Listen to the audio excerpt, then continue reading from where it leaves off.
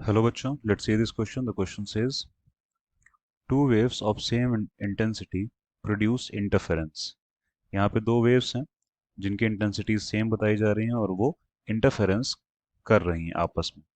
If intensity at maximum is 4I, then intensity at minimum will be what? यानी कि पूछा गया है कि अगर मैक्सिमम पे इंटेंसिटी 4I के बराबर है, यानी कि इंटेंसिटी की मैक्सिमम वैल्यू 4I है, तो मिनिमम वैल्यू कितनी होगी. तो यहाँ पे हमारा की कॉन्सेप्ट क्या हो जाएगा. इंटेंसिटी आफ्टर या intensity of two waves after interference. Interference के बाद वेव की इंटेंसिटी का क्या होता है, तो यही हमारा की कॉन्सेप्ट हो जाएगा. तो उसकी वैल्यू होती है, फॉर्मूला भी इसी की कॉन्सेप्ट में ही आ जाएगा. अगर हम कहें कि ये I इज इक्वल टू या I dash is equal to under root I1 square plus under root, या फिर इसमें रहने देते हैं, हम नीचे ही लिख देंगे उसको कि होती कितनी है. तो इसका जो जनरल फार्मूला होता है वो, अगर हम आई डैश लेके चलें आफ्टर इंटरफेरेंस इंटेंसिटी,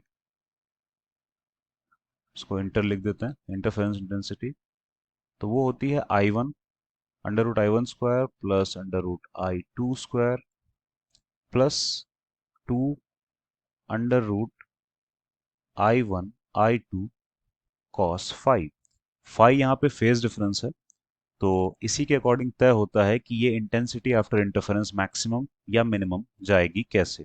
तो सीधी सी बात है, क्योंकि यहाँ बीच में प्लस लगा हुआ है, ये दोनों वैल्यूज तो ये दोनों वैल्यूज हमेशा पॉजिटिव ही रहने वाली हैं. तो सिर्फ ये वैल्यू इंटेंसिटी को मैक्सिमम या मिनिमम बना सकती है. तो हम कह सकते हैं एट कॉस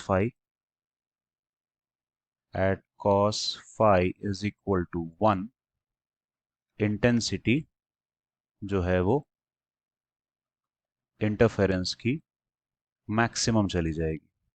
और at cos five is equal to -1, intensity जो है इंटरफेरेंस की वो अपनी मिनिमम वैल्यू पे होगी. तो यहाँ से अगर हम मैक्सिमम की इंटेंसिटी देखें तो आई इंटरफेरेंस फॉर मैक्सिमम, और ये भी दिया हुआ है कि दोनों का आई बराबर है, यानी कि इंटेंसिटी सेम है दोनों वेव्स की. तो यहाँ पे हम I1 I2 की जगह सिंपली आई यूज कर सकते हैं.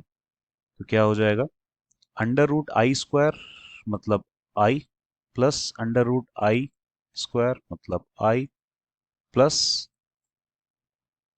Plus 2 under root I into I, यानी कि आई स्क्वायर, और फिर रूट आएगा तो फिर से आई आ जाएगा. यहाँ से 4I आ रही है, यानी कि बिल्कुल वही कंडीशन जो कि गिवन है इस क्वेश्चन में.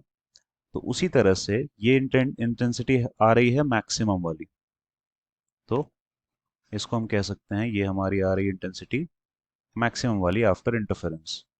तो मिनिमम वाली इंटेंसिटी कैसे आएगी, सिंपली इसी फॉर्मूले में cos फाइव की जगह -1 पुट करने पे आएगी. यानी कि ये तो i प्लस आई ही हो जाएगा, फर्स्ट टू टर्म्स एक जैसे आएंगे जैसे कि इसमें आए. यहाँ ये वाला टर्म हो जाएगा नेगेटिव, लेकिन आएगा वैसा ही. 2 अंडर रूट आई इंटू आई मतलब आई स्क्वायर, और रूट है तो सिर्फ आई बाहर आ जाएगा, और cos फाइव की वैल्यू तो -1 थी, इसीलिए यहाँ पे माइनस आया है. y प्लस आई माइनस 2i यानी कि 0. मतलब फाइनली मिनिमम इंटेंसिटी कितनी हो सकती है, 0. तो क्वेश्चन के अकॉर्डिंग अगर हम देखें तो option A is the correct answer. Hope you understood it well. Best of luck.